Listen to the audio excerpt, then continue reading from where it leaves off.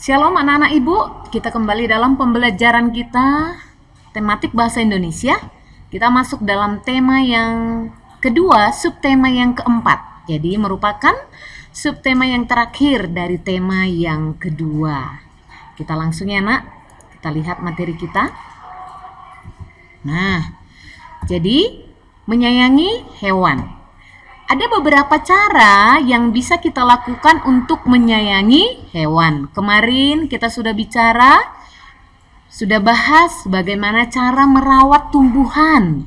Nah, karena tumbuhan itu sangat banyak manfaatnya bagi manusia. Sekarang kita mau lihat bagaimana caranya menyayangi hewan, karena hewan juga banyak manfaatnya bagi manusia. Yang pertama adalah merawatnya dengan baik. Ya, merawatnya dengan baik artinya peduli sama hewannya, tidak menyiksa hewan, kemudian memberikan makan dan minum secara teratur. Kenapa? Karena hewan itu adalah salah satu juga yang termasuk makhluk hidup. Ciri-ciri makhluk hidup itu memerlukan makanan dan minuman, sama seperti tumbuhan, sama seperti manusia. Nah, kemudian berikutnya memberikan tempat tinggal atau kandang yang layak. Ya nak, jadi artinya tempat tinggal atau kandang yang layak itu artinya kalau boleh diusahakan jangan di tempat yang terbuka, kena hujan, kena panas, tapi dia ada kandang tersendiri dan itu kita letakkan posisinya di tempat yang bagus. Jadi dia kalaupun hujan tidak kena. Kemudian mengobati hewan jika sakit ya. Jadi mengobati hewan jika sakit bisa dibawa ke dokter hewan atau mungkin ada obat yang bisa kita kasih atau ketika memberi makannya kita terus perhatikan. Kemudian menjaga kebersihan badan hewan dan kandangnya. Berarti hewan itu dimandiin ya. Selain kandangnya juga harus dibersihkan. Jangan dibiarkan terus seperti itu, tidak pernah dibersihkan. Nah, coba kita perhatikan, ada beberapa cara bagaimana caranya memelihara ataupun merawat dari misalnya contohnya kelinci. Semua kenal kelinci ya? Nah, ini ada gambarnya Ibu buat di situ, kelincinya lagi goyang-goyang. Nah, jadi yang pertama untuk merawat kelinci, pilihlah kelinci yang cukup umur untuk dipelihara. Artinya jangan terlalu kecil. Jangan artinya sudah pas bisa dipisah dari induknya. Biasanya sekitar umur 2 bulan. Kemudian siapkan kandang untuk tempat tinggal kelinci. Jadi kandang kelinci harusnya dibuat sesuai dengan ukuran badan kelinci ya. Bahan yang bagus untuk kandang itu terbuat dari kayu. Jadi kandang diberi alas jerami. Tahu jerami nak apa padi itu ya? Bekas rumput-rumput, batang-batang padi itu agar mudah dibersihkan, itu kan langsung buang. Nah, jadi kandang itu dibersihkan setiap 2 hari sekali atau sekali 2 hari. Ya. Kemudian setelah membersihkan kandang peliharaan atau misalnya seperti kandang kelinci, jangan lupa mencuci tangan dengan sabun. Ya. Nah, kemudian apalagi jaga kandang kelinci tersebut untuk tidak lembab atau basah. Itu bisa membuat kelincinya mudah sakit ya nak, atau nggak selera makan. Jadi upayakan kandang itu tidak lembab ya. Kemudian sediakan air minum dalam wadah. Ada tempat minum khususnya. Jadi itu mungkin diisi pagi hari sama sore hari. Ganti air minum kelinci setiap hari. Jangan itu terus berlarut-larut. Kemudian beri makan dan minum secara rutin. Kalau kelinci makanannya apa? Wortel, iya kan? Wortel. Nah, kemudian mandikan kelinci jika badannya kotor, tapi dengan air hangat. Ini dia, siapa yang suka, siapa yang hobi sama hewan kelinci, boleh diikutin caranya merawat kelinci.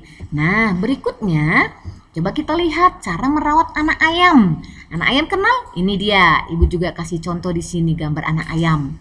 Nah, jadi merawat anak ayam yang pertama, pilihlah anak ayam yang sehat, segar. Ya, kemudian banyak ayam cukup 2-5 ekor dulu, nggak usah banyak-banyak. Kemudian siapkan kandang sederhana, bisa menggunakan kardus bekas, ya nak, kardus bekas. Nah, baru tetap berikan alas jerami atau kertas koran agar kandang mudah dibersihkan. Jadi kalau jerami atau kertas koran kita tinggal buang ya, diremuk korannya sama jerami itu, masukkan ke plastik, kita langsung buang. Nah, ganti lagi dengan yang baru korannya gitu ya. Nah, lengkapi kandang dengan lampu. Tujuannya apa? Supaya menghangatkan anak ayam. Anak ayam itu tidak bagus di dalam cuaca atau suhu yang dingin. Dia memang harus ada lampu yang menghangatkan. Karena dia sudah tersendiri, lain hal kalau dia bersama dengan induknya. Jadi dia bisa di bawah sayap induknya. Nah, jadi kalau sudah tersendiri dia dirawat, dipelihara, kita kasih lampu ya. Jadi nanti waktu membuat lampunya, minta bantuan sama orang tua, jangan kamu buat sendiri ya nak. Kemudian nyalakan lampu terus-menerus selama 3 minggu agar anak ayam merasa hangat. 3 minggu ya. Nah, kemudian lengkapi kandang dengan tempat makan dan minum yang mudah dijangkau anak ayam. Jadi dia bisa dipatok anak ayamnya, jangan terlalu tinggi, digantung tempat makannya dan tempat minumnya. Kemudian ganti air minum ayam setiap hari. Beri makan anak ayam dengan biji-bijian seperti beras. Jangan dulu yang besar-besar seperti jagung yang besar, tapi beras itu udah bisa ya. Atau misalnya jagung yang digiling yang halus. Nah, itulah dia beberapa contoh cara merawat hewan. Anak ayam, kelinci, kamu bisa juga kucing, anjing, ada banyak hewan yang bisa kita pelihara di rumah ya nak. Jadi intinya cara kita menyayangi hewan itu dengan cara merawatnya, menyediakan makan minumnya, menyediakan tempat tinggalnya, dan tidak menyiksa. Jangan suka memukul hewan. Nah, sekarang kita masuk ke topik kita, penyajian teks hasil wawancara. Subtema yang sebelumnya kita sudah belajar karena bagaimana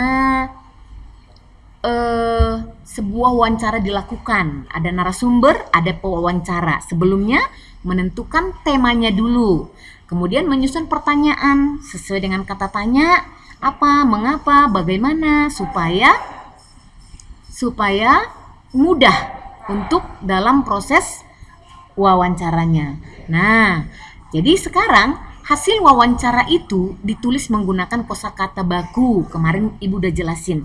Kosakata baku itu terdapat dalam Kamus Besar Bahasa Indonesia. Sedangkan kalimat efektif itu disusun menggunakan Pedoman Umum Ejaan Bahasa Indonesia atau PUEBI. Nah, hasil wawancara itu dapat disajikan dalam bentuk yang pertama, peta pikiran dan juga tabel. Dalam bentuk teks juga boleh. Nah, kemarin kita sudah belajar dalam bentuk teks, yaitu menyusun kalimat-kalimat yang efektif. Sekarang kita lihat dalam bentuk peta pikiran. Nah, yang pertama, judul wawancara kita tentukan dulu. Sama seperti kemarin waktu kita belajar dongeng, ada juga yaitu menyajikan dalam bentuk peta pikiran supaya orang lebih mudah memahami isi dongeng kan? Nah, ini dia. Jadi hasil wawancara juga dapat disajikan dalam bentuk peta pikiran. Yang pertama kita tentukan judul wawancaranya, kemudian informasi satunya apa, informasi duanya apa, informasi tiganya apa, sampai informasi keempat misalnya. Nah, kita langsung masuk ke contoh. Misalnya, judul wawancaranya itu adalah merawat kucing. Judulnya merawat kucing. Nah, informasi yang pertama, apa yang didapatkan? Cara memilih anak kucing untuk dipelihara. Pilih anak kucing yang cukup umur, jangan terlalu cepat dipisah dari induk. Kemudian informasi keduanya, siapkan kandang untuk tempat tinggal kucing. Kemudian jaga selalu kebersihan kandang. Informasi yang berikutnya, memberi makan secara rutin. Jadi ini masih ada 4 informasi, bisa lebih dari 4 informasi.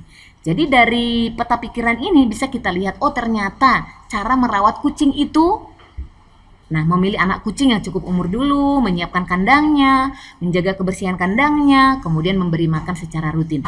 Inilah hasil wawancara dalam bentuk peta pikiran. Kemudian dalam bentuk tabel, coba kita perhatikan. Dalam bentuk tabel berarti dia ada kolom, ada baris, itu dia namanya tabel. Nah, kolom ada baris. Nah, coba kita lihat, kolom yang pertama nomor, kemudian kolom yang kedua pertanyaan, kolom yang ketiga adalah hasil wawancara. Jadi pertanyaan yang pertama, apa makanan yang baik untuk anak ayam? Dari hasil wawancara ini, kita sudah bisa melihat topik atau tema dari wawancara ini berarti cara memelihara anak ayam. Jadi yang pertama, apa makanan yang baik untuk anak ayam? Hasil wawancara jawabannya itu biji-bijian dan beras. Yang kedua, pertanyaan yang kedua pada baris yang kedua. Mengapa kandang anak ayam perlu lampu? Jawabannya atau dari hasil wawancaranya itu untuk menghangatkan anak ayam. Nah, pertanyaan yang ketiga, bagaimana caranya agar kandang anak ayam mudah dibersihkan? Nah, jawabannya beri alas jerami atau kertas koran. Nah, jadi ketika orang melihat tabel ini, orang bisa melihat, oh ini judulnya tentang memelihara anak ayam. Yaitu makanan anak ayam itu adalah biji-bijian dan beras.